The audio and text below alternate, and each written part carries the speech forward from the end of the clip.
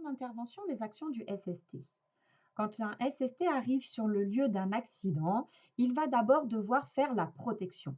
Il protège lui-même, les personnes autour de l'accident et enfin la victime. Pour ce faire, il va devoir repérer les dangers auxquels la victime a été exposée, que ce soit un danger mécanique, un danger électrique, un danger thermique ou explosif ou une atmosphère dangereuse.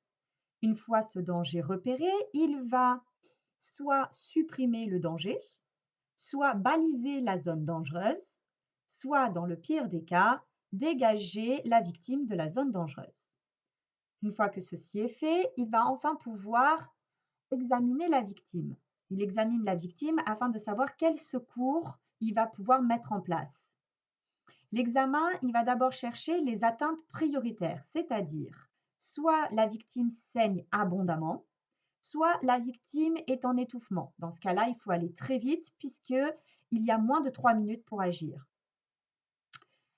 Sinon, il va rechercher si la victime est consciente, c'est-à-dire qu'elle est capable de répondre à des questions ou qu'elle est capable de serrer sa main quand il lui fait la demande ou de cligner des yeux.